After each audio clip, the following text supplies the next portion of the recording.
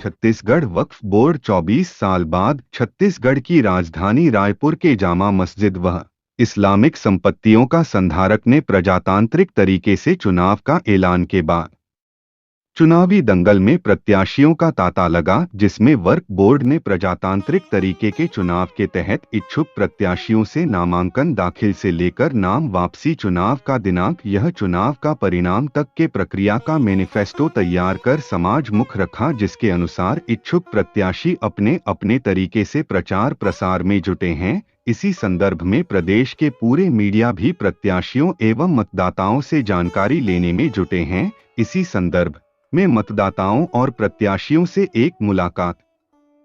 नमस्कार, मैं दीपक मजूमदार, हल्ला बोल न्यूज़ से। आज हम एक ऐसे शख्स से आपकी मुलाकात करवाने जा रहे हैं जो रायपुर शहर, यानी कहना चाहिए छत्तीसगढ़ की राजधानी रायपुर के जामा मस्जिद के कैंडिडेट के रूप में हमारे साथ यहाँ बैठे हुए हैं। हम उनसे कुछ जानना चाहेंगे। जनाब, सबसे पहले मुझे ये बताइए कि मुतवल्ली का काम क्या होता है? मुतवल्ली का काम होता है कि मस्जिद से जुड़ी संपत्तियों को वो निगरानी के तौर पे रखे, उसको सुचारू रूप से उसका इस्तेमाल करे, उससे फ़ंड रेस करे और जो भी खिदमत गुजार मस्जिद में है उनको टाइम पे सैलरी दे और जमात के लिए सारी सुव्यवस्था बनाए। एक सवाल और मेरे मन पे आ रहा है कि इससे पहले जो मेरी उम्र है उसके हिसाब से मैंने मुस्लिम समाजों के बीच में भी मेरा काफ़ी समय गुजारा है मैंने, मगर कभी मैंने जो अभी जो आप लोगों की जो चुनाव की जो पॉम्पलेट निकले हैं जिसमें नामांकन दाखिल करना और नाम वापसी का है और फिर मतदान का दिनांक है और उसमें रिज़ल्ट का भी दिनांक है, तो इस प्रकार से पर्चे छापने की क्या आवश्यकता पड़ी है? देखिए, इससे पहले जो चुनाव होते थे वो मोहल्ले के ही लोग अपनी एडॉक कमेटी बना के चुनाव की प्रक्रिया को अंजाम देते थे। इस बार वक्फ बोर्ड ने पूरा चुनावी पैटर्न को अपनाया और एक संयोजक बनाया शोएब खान साहब को, और उन्होंने पूरा निर्वाचन की प्रणाली पे काम किया है। उसी का परिणाम है कि इस तरह का चुनाव प्रणाली हमारे बीच आई है। जी, अच्छा, ये मेरे को बताइए कि हर, जैसे कि रायपुर शहर बहुत बड़ा शहर है, इसमें हर जगह मस्जिद है और वहाँ पे हर एक जगह मस्जिद में मुतवल्ली भी है, तो ये शहर का जो सबसे बड़ा जामा मस्जिद है, इसके मुतवल्ली के चुनाव के लिए पूरे शहर को इन्वॉल्व क्यों किया गया? देखिए, जो मोहल्ले की मस्जिद होती है वो मोहल्ले तक ही सीमित होती है। ये मोहल्ले की सदर है, मतलब लाइक ए प्रेसिडेंट है, मतलब पूरी शहर की मस्जिदों को जमा होकर जो सदर मस्जिद होती है, प्रेसिडेंट मस्जिद होती है, तो जामा मस्जिद उसे कहते हैं।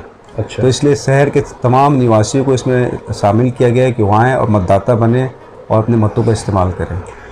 अब सबसे बड़ी ये बात होती है कि जहाँ डिजिटल इंडिया की बात हो रही है, शिक्षित भारत की बात हो रही है, तो यहाँ पे कुछ कैंडिडेट भी ऐसे हैं जो थोड़ा सा एजुकेशन में कम है, तो ये जो चुनाव में जो कैंडिडेट हैं तो उसमें एजुकेटेड कैंडिडेटों की ज़रूरत है या नहीं है? देखिए, सब ने अपने अपने पक्षों को रखा है।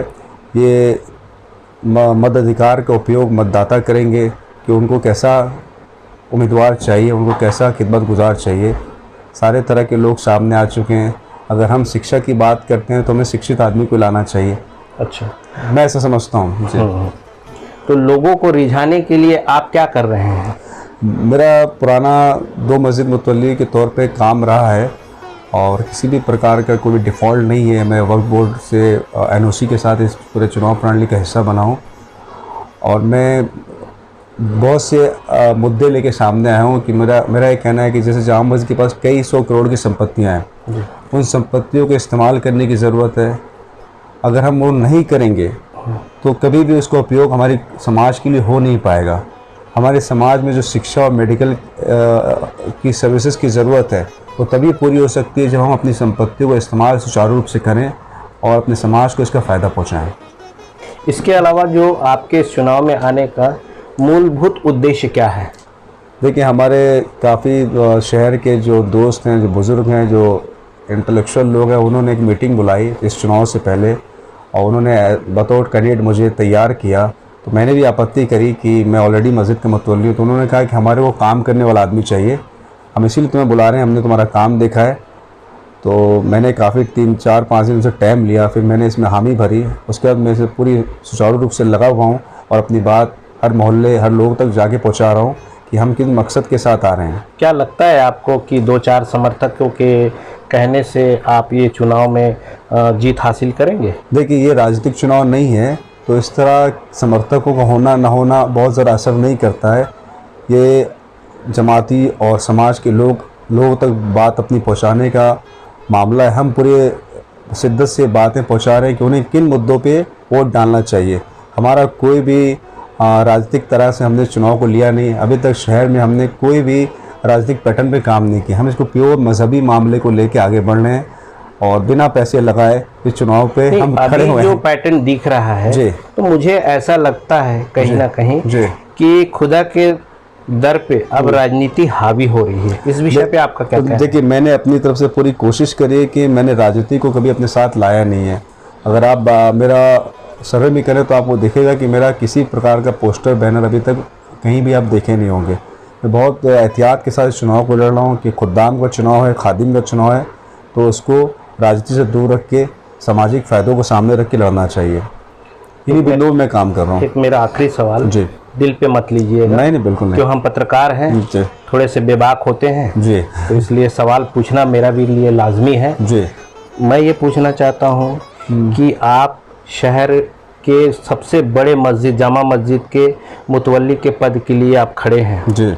तो कहीं ऐसा तो नहीं है कि पूरा शहर आपको नहीं जानता हो? अब हर बच्चा जाने और कल के रोज आप विधायक या सांसद की टिकट मांग बैठे। देखिए, मैं क्या ये मंशा है? नहीं, बिल्कुल नहीं। मैं गैर राजनीतिक रहा। मैंने अपने लोगों से, अपने आप से कमिटमेंट करके रखा है कि जब तक मैं मजहबी पद में रहूँगा कभी मैं राजनीति का हिस्सा नहीं बनूँगा। इसी तरह मैं पिछले काफ़ी सालों से 2 मस्जिद का मुतवल्ली हूँ शहर में, और मैं मस्जिदों में सबसे पीछे सफ़ों में नमाज़ पढ़ने वाला हूँ।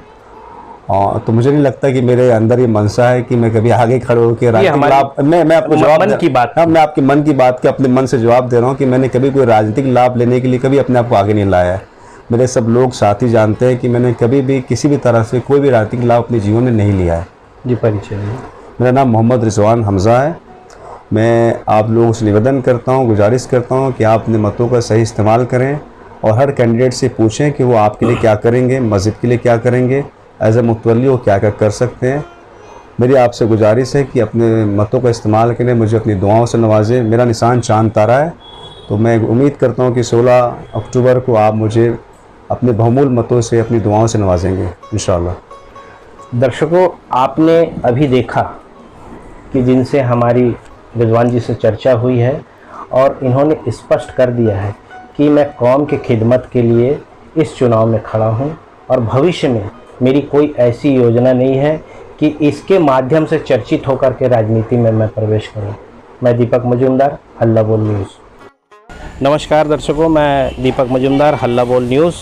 आज यहाँ हम मस्जिद के सामने खड़े हैं और यहाँ पे मस्जिद में जो नमाज़ पढ़ने वाले हैं उन लोगों के से हम कुछ जानकारियाँ लेना चाहते हैं कि 3 कैंडिडेट जो मुतवल्ली चुनाव के लिए खड़े हैं के विषय में कुछ जानकारियाँ हम उनसे इकट्ठे किए हैं और क्या मकसद से वो खड़े हुए हैं और जनता किस उनका मकसद क्या है चुनने का, तो हम जनता से जानने की कोशिश करेंगे। चाहते हैं कि आप लोग जो किस मुद्दे को ले करके अपना प्रतिनिधि चुनना चाहते हैं? हम लोग सिर्फ मुस्लिम कौम की बढ़ाई आगे बढ़े, स्कूल कॉलेज खुले, तो हमारा मुस्लिम वर्ग पीछे है, वो आगे बढ़े।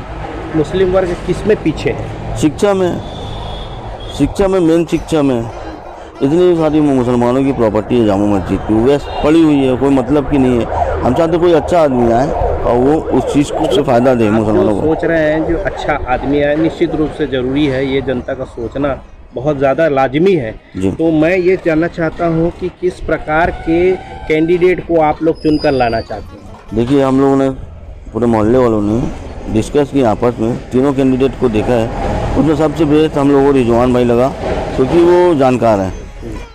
एक आपके पास भी आ रहे हैं, एक बड़ा सवाल हमारे मन में कई दिनों से चल रहा है कि जो चुनाव है पीछे और बड़े अनोखे ढंग से हो रहा है, प्रजातांत्रिक, उनका कहना है कि प्रजातांत्रिक ढंग से। इससे पहले जो हर जगह, हर मोहल्ले में, हर वार्ड में मस्जिद है, वहाँ मुतवल्ली है, तो इस प्रकार का मुस्लिम समाज में कभी भी इस प्रकार का चुनाव नहीं हुआ। इस बार ही ऐसी चुनाव करने की क्या आवश्यकता हो गई है?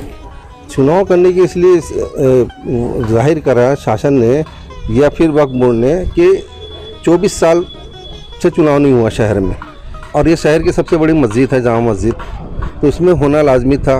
और 24 साल में जो जमा हुआ था शख्स वो दुनिया में नहीं रहा, इस वजह से नया मुतवल्ली यहाँ चुनना और लाजमी है। कहीं ऐसा तो नहीं है कि खुदा के घर में राजनीति दखल देने पहुंच नहीं। रही है? खुदा के घर में नेक बंदा ही चुना जाएगा और खिदमतगार चुना जाएगा। कोई भी शख्स राजनीतिक नहीं कर सकता इस मस्जिद में, किसी भी मस्जिद में खुदा खाने में राजनीतिक नहीं होगी। जी, परिचय दीजिए अपना। अफजालुल्लाह खान मेरा नाम। ये जो दूसरे कैंडिडेट हैं उनके पास फ़हीम जी जो है दूसरे कैंडिडेट हैं, उनके पास हम आए हैं और उनके विचार जनता तक पहुंचाने की कोशिश करेंगे। तो दर्शकों बने रहिए हमारे साथ और हमारे हल्ला बोल न्यूज़ के साथ हम पल पल की खबर आपको देते रहेंगे। अभी 16 तारीख को आपका जो चुनाव का डेट फिक्स हुआ है, क्या इंतजाम है आपके चुनाव को लेकर? देखिए, ये जामा मस्जिद हलवाई लैंड हमारे शहर की सबसे बड़ी मस्जिद का चुनाव है। इसमें और भी लोग हिस्सा लिए, उसमें हमारी तैयारी ये है कि ज़्यादा से ज़्यादा लोगों को जागरूक कर सके कि वो अपने वोट का उपयोग कर सके।